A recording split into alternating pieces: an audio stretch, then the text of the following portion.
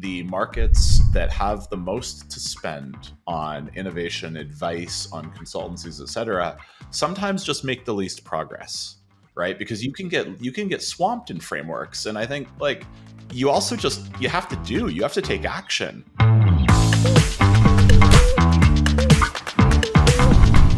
You have had a pretty varied career and you have learned some lessons, and it sounds to me like you have distilled them into some principles and lessons that you can share. So can you tell me about the 10 commandments of innovation?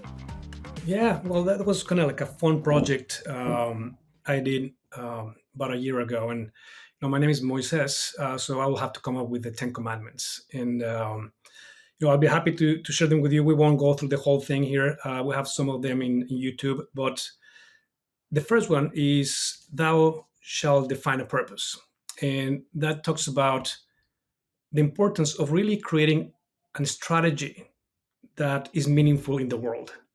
So I was talking about Moen, for example, the idea of becoming the water brand. That's a very different thing that I want to sell more faucets. And not only that inspires your organization, but also helps you create a strategic alignment. So that's one of the commandments. Others are define innovation for your company. What it really means for me to innovate. Um, Thou shalt align and enrich your company's strategy. Thou shalt identify and implement the tools needed to innovate. So, what is your innovation process? And we can keep going. But that's really the set of advice I have for innovation. I call it the Moises 10 Commandments for innovation and sustainable growth. Because for me, it's also important that is sustainable.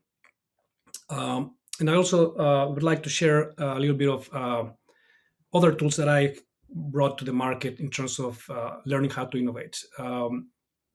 If you're okay, I'll just provide a short story about how this came about.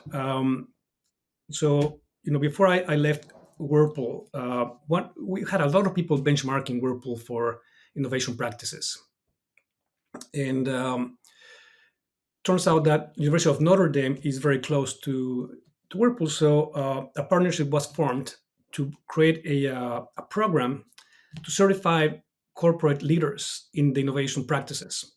So really help them understand what it takes to innovate. One of the challenges of that was that we didn't want to bring a very specific approach to innovation that Whirlpool had that probably would not necessarily apply to everyone. So we together, by looking at all the innovation processes that exist in the market, I have a ton of friends, consultants that have their own exclusive, unique process for innovation, and so forth. And looked at all that and distilled it into a very simple concept we call the unifying innovation method. And the idea of this is that any company at any stage could leverage this framework to bring innovation to their company and execute it. So that was one of the core parts of that curriculum, and that program has continued. I don't know in what class they are. And a lot of people have become innovation certified mentors, and this is culminating actually with a very interesting thing that I actually turns out it was yesterday that I have a partnership with a colleague in Santiago de Chile, and she was very interested in this concept, and she said, the companies in the US have a lot of resources, and there are many consultants, and Latin America doesn't really have a lot of this. Would you be interested in writing a book to help people understand what this is? So the book came out yesterday. It's called Innovation Architecture: A Universal Approach. Congratulations. Yeah, yeah, thank you. It was written in Spanish, so we're really intending to help this Latin American community, and I'm looking forward to potentially translating that to English for our English-speaking colleagues in the near future. Well, and you know what? I think you should. I'll be honest. I work in corporate innovation in multiple markets around the world, and there are varying levels of financial, human, and other resources available. But I will say, I think the markets that have the most to spend on innovation, advice, on consultancies, et cetera, sometimes just make the least progress, right? Because you can get swamped in frameworks. And I think like, I don't know, I mean, I'm kind of saying this and I'm curious if you agree, but you also just, you have to you have to take action.